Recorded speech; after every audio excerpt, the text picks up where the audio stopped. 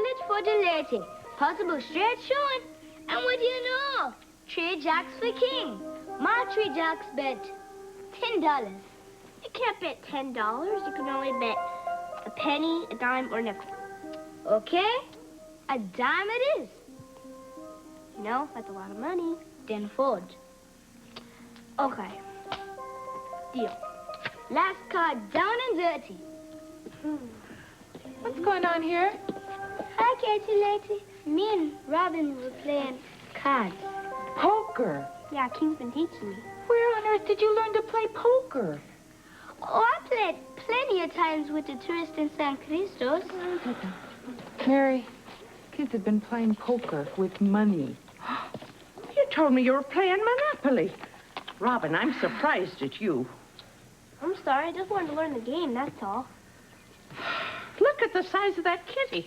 Here, half for you and half for you. Oh, come on, I had 3 jacks. Ah, give me those cards. And the ace? How did you know? Give it here. That's it. Now, come in the kitchen. You should be in the slammer, but I'll let you go to the kitchen and get some of my nice fresh lemonade. You too, Robin. Kate, when am I going to see my dad? Oh, he's going to be here a little bit later on. He had a very important meeting that he had to go to. You know, and Mom's still not back. I'm beginning to feel like a real orphan. No. Listen, I'll tell you something. I'd much rather be here with you than where they are right now. Trust me. There's some nice fresh brownies in there, too. Try to keep him to a customer. Kate, tell me about the trip. I've been dying to ask you. I picture it as sort of a pre-honeymoon honeymoon. Well, it was eventful. Eventful? Yeah. Oh, and does that mean that you set the date?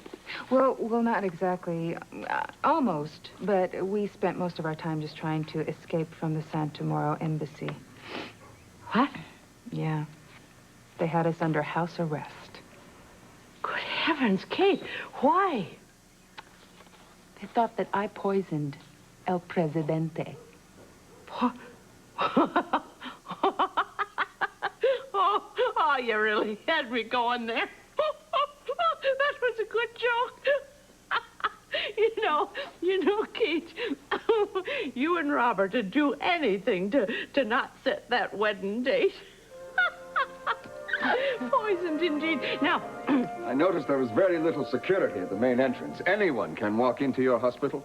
That's true, but we do have security personnel in the elevators and nurses stations on each floor. They are not armed, however, with weapons. Of course not. This is a hospital, not a prison. Nor a fortress. I'm afraid you're asking for more than this hospital can provide. Robert, what's this all about anyway? If we're talking about completely disrupting the hospital, Steve, forget it. No, nothing like that. There must be absolute secrecy, however. I insist upon that. Even from the chief administrator? That happens to be me, gentlemen. You'll have to let Dr. Hardy in on everything. Of course. But first, I must speak personally with these 2 doctors. Dr. Anthony Jones, Dr. Harrison Davis. It is most important. All right, on them paged. As you can see, we're a little more considerate than that group of yours at the embassy. Yes, I must apologize once more, Mr. Scorpio.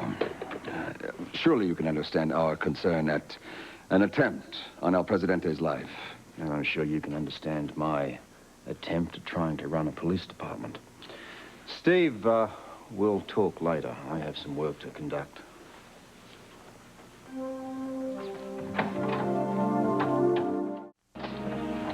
Dr. Hardy should be back soon. He didn't have to say what he wanted, did he? Hello, Sean. Tony? No, he just asked me to page you and Dr. Davis. Did you? Well, Tony's here, but I haven't been able to locate Harrison. Meg could help you there. She's missing, too. Is there a problem? Well, we're trying to locate Dr. Davis. I gave him a few days off, but he said he wasn't leaving until tonight. Keep at it, will you, Nancy? Oh, Mr. Stark, this is Dr. Jones. Hello. Doctor. Sean, I gave him a complete tour of the 8th floor. Thanks. Forgive me, Doctor, but it is our custom in Santa Mauro to examine the hand of the surgeon. This is a very good hand. Thank you. General Stark, is the 8th floor all right with you? Yes, with additional security, yes. Of course, all the other patients must be moved. Moved? I'm afraid that's impossible. I'm sure that we'll be able to give you adequate security. Excuse me, does anybody know how I'm involved in all this? None of us will be if we can come to some agreement with Santa Moro and our hospital. Steve, everything will be all straightened out, huh? In the meantime, General Stark, why don't you fill Dr. Jones in? Yes, Doctor. I am sure you are aware that the life of our beloved El Presidente is in danger. He is gravely ill. I'm sorry, what's the problem? Here are the medical reports from the hospital in Washington. If you'd excuse me, I'd like to look at this outside. Fine, fine.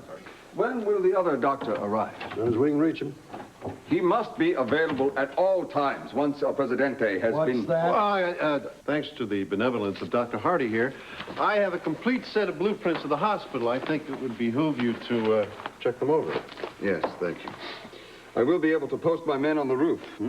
Yes, if it's necessary. It is. And the helicopters will be able to land there as well? Yes, they can. Now, look here. Well, they can. I'm sure that we can serve all of your needs.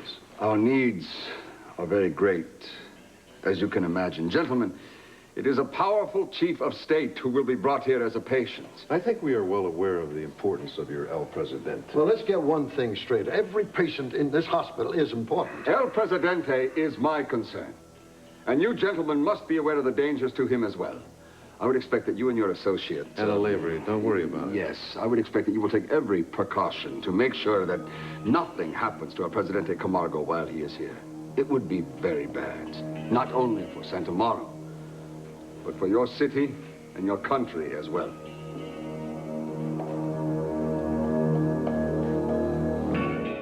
Well, Robert and I haven't planned the exact date yet, but there will be a wedding. I'm determined, he's determined, and we're just going to do it, just to prove that it can be done. You also happen to be head over heels in love with each other. Yeah. See, that too. So let's discuss details. Well, why don't we just run the same old game plan again and just like we did before, Coach? Catherine. Well, no. Smaller. Smaller this time. And I figure, much less hoopla.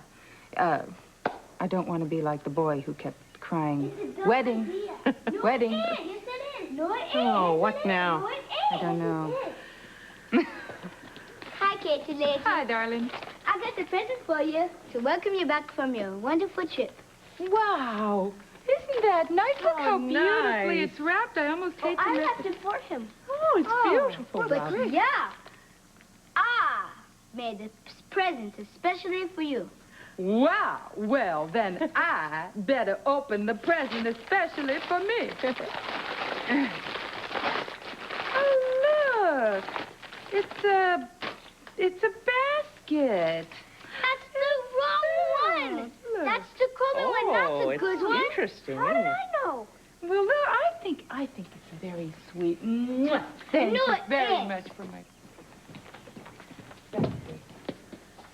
That kid, the only reason he gave you that was to get one back from you. Robin. It's true, that kid's very sneaky. I got something for the both of you. Big surprise. Hey, King, you might want to come back in here. Hey, Katie lady. Here's the good one. Well, thank you so very much. And you know what? I have something for you. Da-da-da-da! A present for King? That's right. And one for Robin, too. There you go. Thank you. Thank you for my basket. Yeah. This is actually good one. Isn't that pretty? What's in there? Oh, Took me a long time to wrap it. what's that?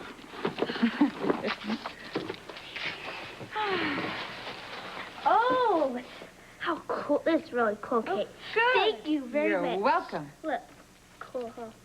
What'd you get? Well, I guess I'm the only one Cool. without a present. No, you ain't. Yeah.